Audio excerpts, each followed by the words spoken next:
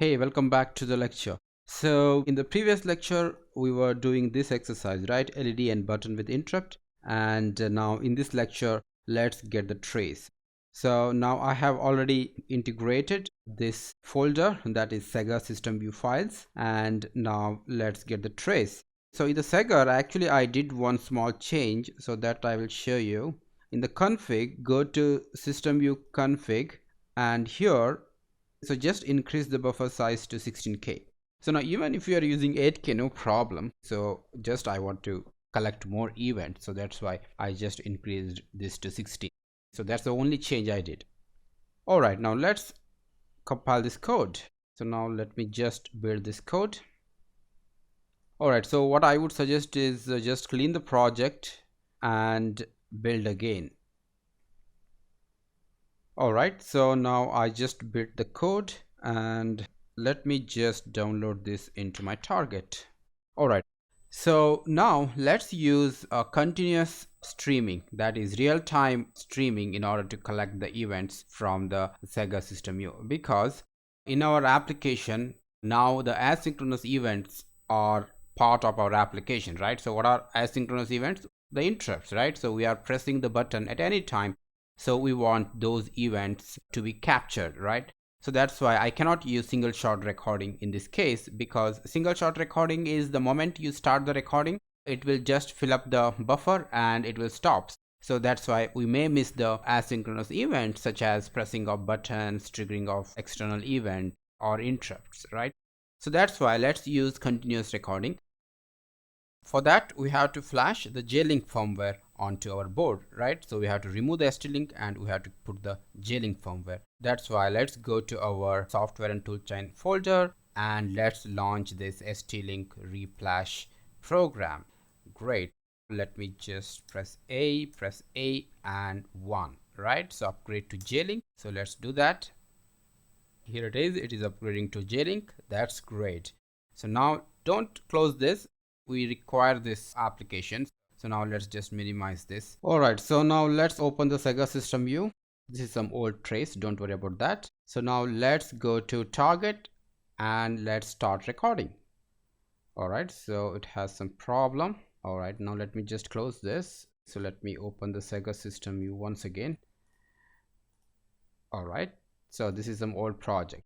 Let me just click on start recording, and here it is. So it has to be USB because the connection is over USB, and the target interface is SWD. That's okay. So here the target device is Cortex M4, and search range you have to select. So as you already know, this is the start of the RAM and this is size of the RAM. Great. Now let's click OK, and here it is.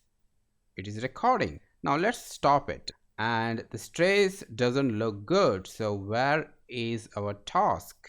Here it is, the LED task, but it is showing that LED task ran for this much amount of time. So here you can see that LED task actually ran for 3244 times, but here we are not actually getting the trace of that. So there seems to be a problem. So last runtime 0. So here it is showing SysTick.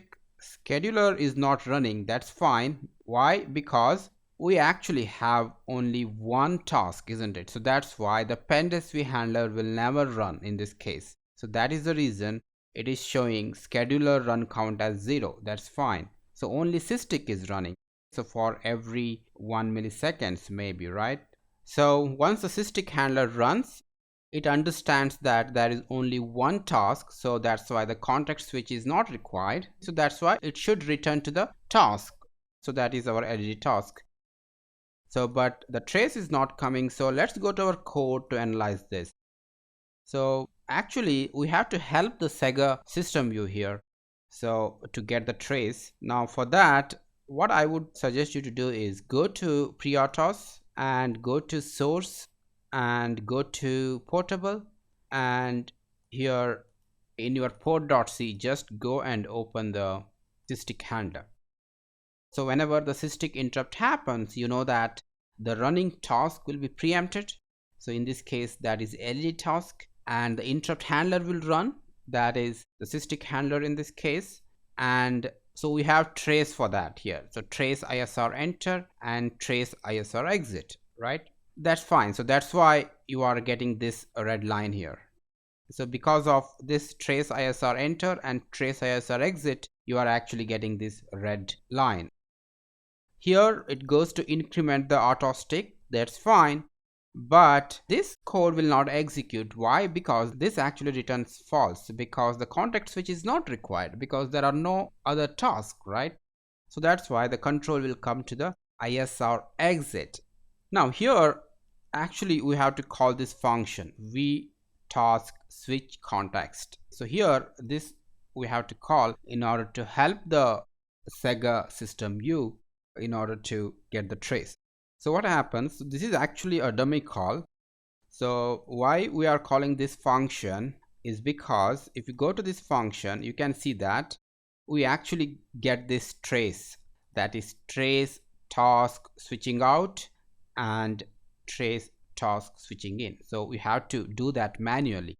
So that's why I'm just calling this function only to help the Sega system U in order to record that task switching in event. So that's it. So this is just to help the Sega system U in order to record the event. So the recording is missing, so that's why you are not seeing that LED task execution here. So now with this change, now let's test once again. So now let me just compile this code. All right, so before flashing I have to restore the ST-Link, so let me do that, otherwise I'm not able to flash. All right, so I just restored the ST-Link and now let me flash. All right, the flashing is successful. So now let me again upgrade to J-Link. All right, and now let's test. So now let me just click on start recording and click OK, and here it is. Let me just stop. Now you can see that the trace is very clean.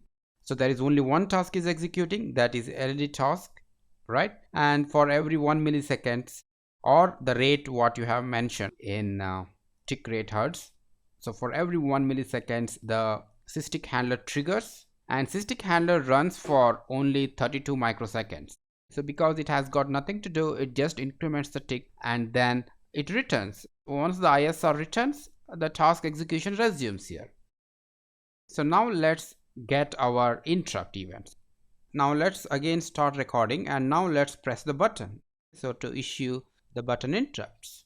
All right, and we are getting the trace and I will hit the button a couple of times. All right, so now I am hitting the button here and let me stop it, and here it is. So these are the interrupts, right? So that is ISR 56. So that is our button interrupt. Here it is. So let's analyze this. So when the task was executing, so we actually received the interrupt here. So the task will be preempted immediately and the ISR handler runs here. And what we do in the ISR handler? Nothing. It is very simple. We actually call this function in order to set this flag. So that is a very simple task and it takes 29 microseconds for that. So ISR will execute only for 29 microseconds, and after that, that's it, ISR exits. So once the ISR exits, the task will continue, right? So here again SysTick happens and here I pressed the button once again, right? So here this is a preemption from task to interrupt, and this is a resume from interrupt to the task. Great, so try to get this trace and analyze at your desk and let me know if you face any issues. So since the asynchronous interrupts are involved in this case, we actually use the continuous streaming. You cannot do this using single shot recording because you will miss the events. Great, so I will see you in the next lecture and let me know how it goes for you.